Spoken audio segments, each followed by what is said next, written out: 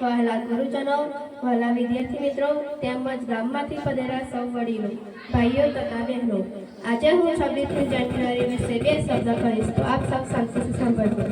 ભારત મારી જન્મભૂમિ। ભારત એટલે વિવિધતામાં એકતા।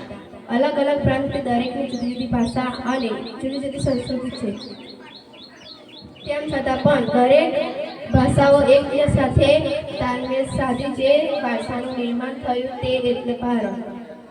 જેમ અહીંયા ભાષાઓમાં વિવિધતા છે તેવી જ રીતે તહેવારોમાં પણ વિવિધતા છે। કેટલાક ધાર્મિક તહેવારો, કેટલાક સાંસ્કૃતિક તહેવારો અને કેટલાક રાષ્ટ્રીય તહેવારો।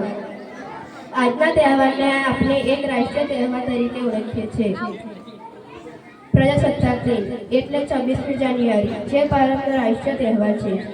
આ દિવસને આપણે ગણતંત્ર દિવસ પણ કહીએ છીએ। આ દિવસ એટલે લાલ કિલ્લા પર રાષ્ટ્રીય ધ્વજ ફરકાવવાનો દિવસ।